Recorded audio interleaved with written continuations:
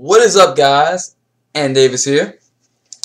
I'm getting ready to do my chapter review for Bleach, chapter 525.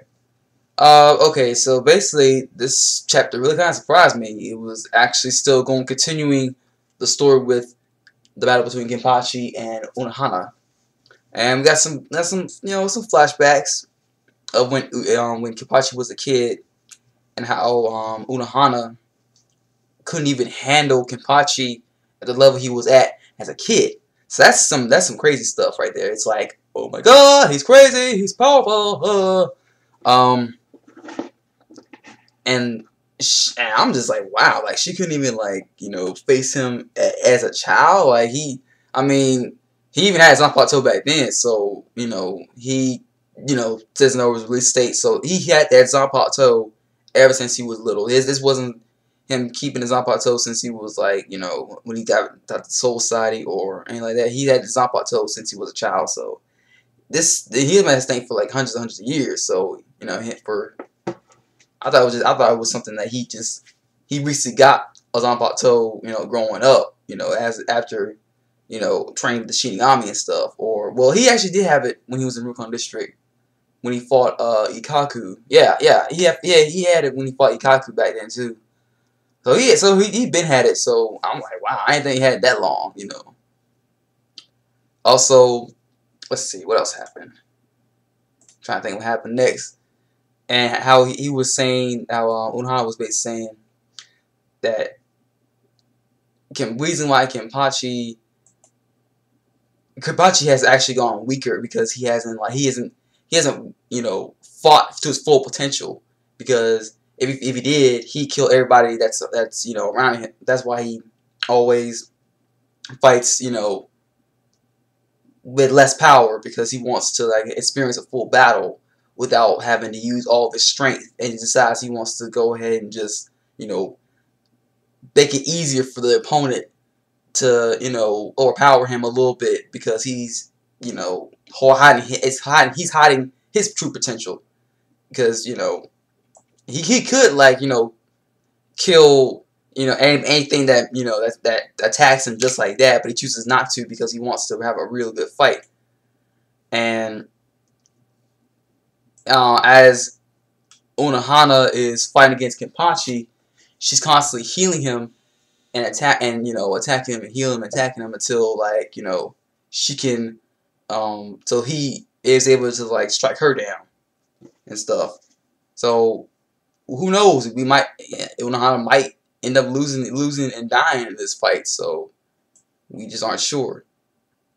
And the last thing that happened in this chapter is that Unohanna gets cut by Kenpachi.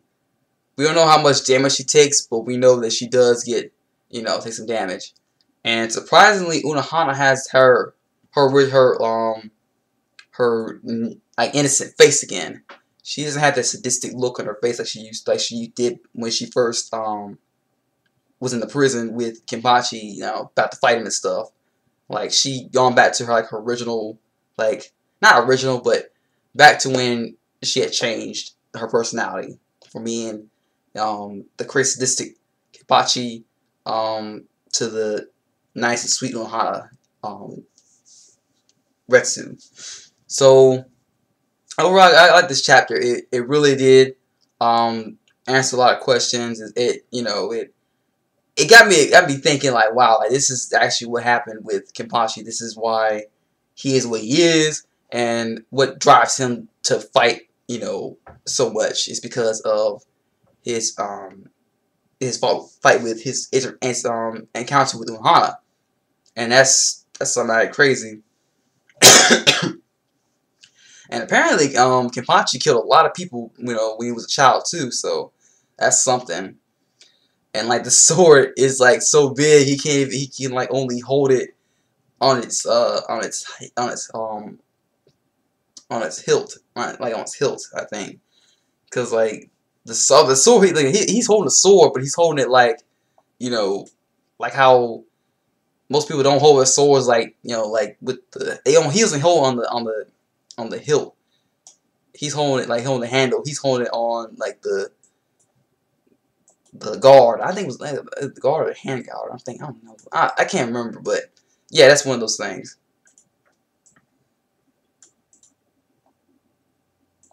Yeah, cause Unohanna was basically saying that she knows that he's been holding back and stuff, and you know he has fought like he used to fought when they first encountered each other, because even Unohanna couldn't handle him. You know, I said that before. So this might be interesting. I think the conclusion might happen next chapter, or maybe it might happen a chapter later, because they might go back to the Asachi versus Ichigo and Renji battle. But who knows? We'll see. Comment, subscribe. Sorry the video is kind of short because, you know, like I said, this was a battle plus some dialogue, so it's not going to be that big of a chapter. Who knows where it's going to lead to now? It might go back to the Asachi versus Ichigo and Renji battle, or it could go to Soul Society. Well, I doubt it go back to Soul Society, but either one of those two fights,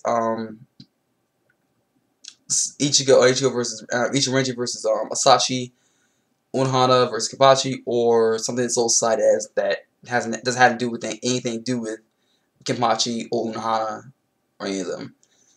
Alright guys, see you later, peace, sayonara, and remember, you gotta get past bullshit in order to get to the good stuff.